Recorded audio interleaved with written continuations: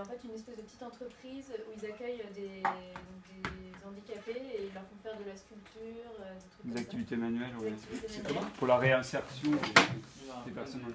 C'est Thomas qui a écrit le. Voilà, c'est celui qu'on avait Oui, vu. Geoffrey qui Voilà, était à Peter Paris, Miliband, qui mais avait c'est pas là, été. c'est quelqu'un qui revenait de 2 ans là-bas, qui avait été volontaire là-bas pendant 2 ans et qui nous avait fait un témoignage. Donc là, on va y passer donc, le 27, on arrive le 27, on dort le 27 au soir et on repart le 28 vers midi, le lendemain. Et donc là, on va visiter, on va avoir notre premier week-end pour rencontrer les étudiants cambodgiens qu'on va avoir vraiment rencontrés vu qu'on serait arrivé à minuit. Enfin voilà, c'est le premier week-end de groupe de l'île.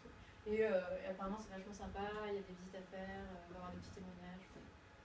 Le 28 vers midi, on reprend un car. Et donc là, c'est là où l'après-midi, on va essayer d'aller dans un village tenu par le CIPAR. Le CIPAR, tu sais ce que c'est?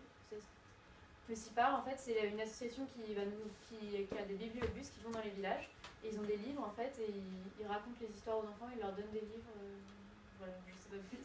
Et donc nous, en fait, on va utiliser ces livres-là pour faire nos comptes. Et du coup, en fait, c'est la première fois qu'on va aller dans un village pour voir ce que c'est et se rendre compte vraiment de ce qu'on va faire et tout. Et donc, en fait, on va repasser par Phnom Penh.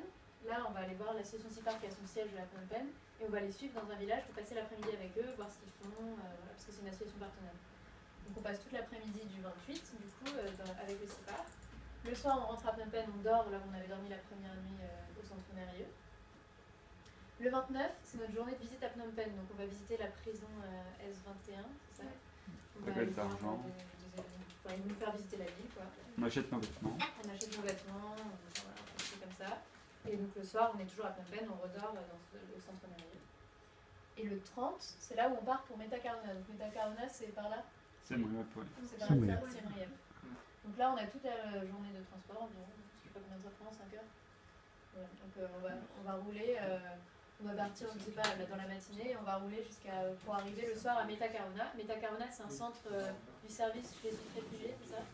Donc qui accueille des réfugiés et qui est tenu par Sœur Denise. Et il y a notamment en ce moment une Française qui est en volontariat là-bas, qui s'appelle Elisabeth, et qui va nous accueillir. Donc c'est avec elle que je suis en contact. Et donc là, c'est là qu'on va rester 10 jours, donc du 30 au soir jusqu'au 9, avant de partir en village. Et donc c'est vraiment là qu'on va faire tout le travail pour préparer les camps, qu'on va faire les animations, qu'on va apprendre le primaire avec les étudiants. C'est vraiment tout le travail de fondation ensuite. Donc on arrive là-bas le 30 au soir jusqu'au 9. Et donc pendant ce séjour là-bas, on va avoir plusieurs visites, notamment la visite des temples d'Angkor, qui sont pas très loin. C'est le point, ouais. Tout ça? Il y a le violet. Ah voilà, ici. On va aller peut-être voir les villages flottants.